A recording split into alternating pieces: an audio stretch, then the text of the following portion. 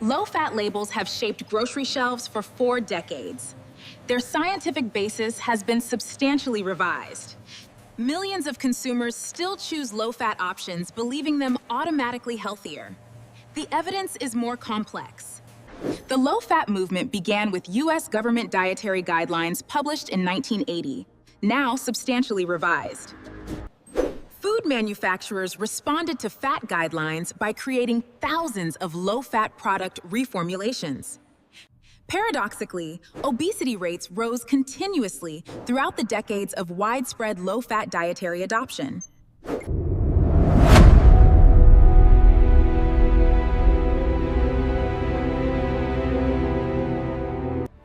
To evaluate low-fat labels, we need to understand what happens to a food when its fat is removed. Fat provides flavor, texture, and mouthfeel. Removing it fundamentally changes a food's sensory properties. To make low-fat products palatable, manufacturers add sugar, starch, and thickeners to replace fat's functions. Low-fat rarely means low-calorie. It typically means high sugar or high starch instead of high fat.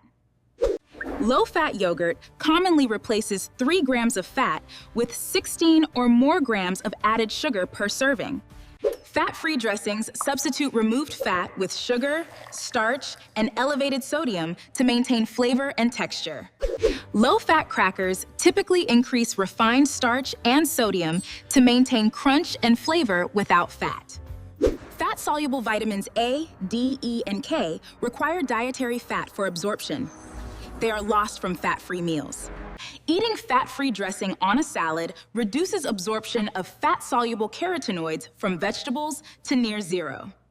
A clinical study found carotenoid absorption was effectively zero from salads eaten with fat-free dressing. Dietary fat triggers satiety hormones, cholecystokinin and peptide YY, signaling fullness to the brain. Low-fat meals produce weaker satiety signaling, often leading to increased caloric intake later in the day. Studies consistently find that low-fat dairy substitution leads to greater total caloric intake across the day. Nutritional science increasingly evaluates the whole food matrix rather than isolated macronutrients. The fat in whole dairy behaves differently metabolically than isolated saturated fat, studied in controlled conditions. Multiple studies show full-fat dairy is not associated with increased cardiovascular risk when consumed as whole food. Low-fat products often fall into the ultra-processed food category, more additives required to achieve palatability. Products classified as ultra-processed are associated with adverse health outcomes independent of macronutrient content. Full-fat plain yogurt has 4 to 5 ingredients. Its low-fat flavored counterpart typically has 12 to 15. US FDA defines low-fat as 3 grams or less fat per serving, with no restriction on sugar or starch content. A product can legally carry a low-fat label regardless of its added sugar content, a critical regulatory gap. Current regulatory frameworks for fat claims do not account for the nutritional quality of fat substitutions used. With the labeling picture established, we turn to what current research says about dietary fat and health. The anti-fat movement began with the 7-country study, which associated saturated fat with cardiovascular disease. Subsequent reanalyses found the 7-country study excluded countries that would have weakened its conclusions. A 2014 Annals of Internal Medicine meta-analysis of 72 studies found no significant association between saturated fat and cardiovascular disease. The association between saturated fat and heart disease did not hold when controlling for sugar and refined carbohydrate intake. The Women's Health Initiative enrolled nearly 49,000 women over 8 years to test the low-fat diet hypothesis. The Women's Health Initiative found low-fat diets did not reduce breast cancer, colorectal cancer, or cardiovascular events. The WHI results prompted a significant reassessment of the saturated fat and chronic disease relationship. What you replace saturated fat with determines the health outcome. Replacement with sugar worsens risk.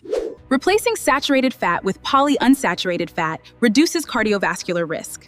Replacing with refined carbohydrate does not. Low-fat reformulations historically used trans fats as substitutes, later found more harmful than the original fat. Trans fats were present in many low-fat products for decades before their cardiovascular harm was fully established. Current AHA guidance focuses on replacing saturated fat with unsaturated fat, or not on reducing total fat intake. The Mediterranean diet is 35 to 40% fat, yet consistently shows cardiovascular and longevity benefit. Fat type and food quality, not total fat quantity, explain the Mediterranean diet's health associations.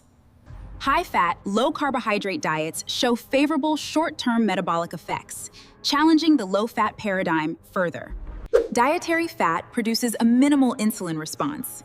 Refined carbohydrates produce a significant insulin spike.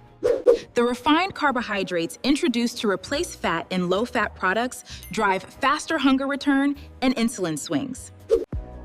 Adding sugar to replace fat substantially raises the glycemic index of the reformulated product.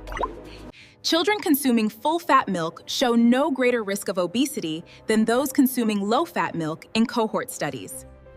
Some cohort studies find full-fat dairy associated with marginally lower obesity risk in children. Findings are preliminary. The 2020 Dietary Guidelines Advisory Committee moved away from universal low-fat dairy recommendations. With the science established, the practical question becomes, how to evaluate low-fat label claims at the shelf? When you see a low-fat label, the first check is always the added sugars row on the nutrition panel. If a sweetener appears among the first 3 ingredients, the product has substantially replaced fat with sugar. A high ingredient count signals significant processing, each addition compensating for what fat removal took away. In dairy products, protein content should not drop substantially in low-fat versions. Dilution with water is a concern.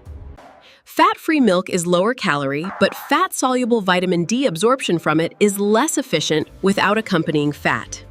For most healthy adults, current evidence does not justify choosing low-fat dairy over full-fat as a cardiovascular strategy. Individuals with specific lipid disorders may still benefit from reducing certain saturated fats. Consult a clinician. Full-fat dairy is more calorie-dense. For those in caloric excess, this remains relevant. Low-fat labels on snack foods are most reliably a marketing strategy, not a nutritional improvement. Low-fat cookies typically save 20 to 30 calories per serving while adding more sugar, a minor and misleading trade. The low-fat halo effect leads consumers to eat larger portions of low-fat foods, often exceeding the calorie saving. People systematically underestimate calories in foods labeled low-fat, consuming more than they would otherwise. Reduced fat peanut butter saves approximately 10 calories per serving while adding sugar and reducing healthy fat. Low-fat cheese retains protein and calcium, the main reasons to consume cheese, but with significant palatability compromise. Reduced fat dairy at 2% fat represents a middle ground, a modest fat reduction without full reformulation. Sensory research consistently finds that full-fat versions score higher in taste satisfaction than low-fat equivalents.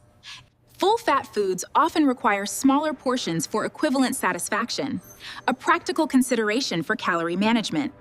Whole foods naturally high in fat, nuts, avocado, olive oil, full-fat dairy require no low-fat alternative. In processed junk foods, fat type and quality, not simply fat quantity, is the relevant nutritional concern. Choose whole foods over processed. For any labeled product, added sugars matter more than fat content. The low-fat dietary era coincided with increased refined carbohydrate and added sugar consumption at a population level.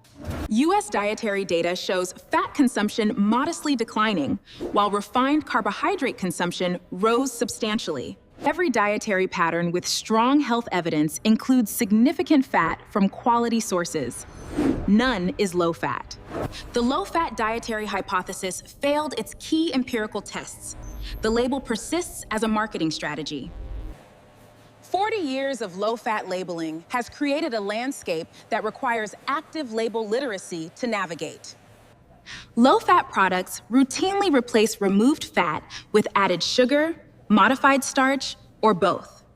Fat type, unsaturated versus saturated versus trans, predicts cardiovascular outcome far better than total fat quantity. The largest low-fat diet trial ever conducted found no reduction in cancer or cardiovascular disease. Continue summary. Key finding 4. Fat type matters far more than quantity in cardiovascular health outcomes. Low-fat snacks, skip them. Dairy, check added sugar first. Whole food fats, olive oil, nuts, avocado, choose freely. The most evidence-based advice? Ignore low-fat labels and read the added sugars row instead. A cart built around whole food fat sources follows the evidence. Low-fat labels are largely irrelevant to this approach. Nutrition science has moved from fat reduction to carbohydrate quality to whole dietary patterns, a meaningful evolution. The low-fat era reshaped the food supply, creating an ultra-processed product category that persists today. Genuine use cases for low-fat products exist, in caloric restriction or specific clinical contexts, but not broadly. Current food labeling allows a product to carry a low-fat health halo while delivering a high sugar load. Policy researchers increasingly argue that low-fat labels should be paired with high added sugar warnings. The front-of-pack fat claim tells you about one nutrient. The nutrition panel tells you about the whole product. The label low-fat signals food processing. The absence of that label can signal the opposite,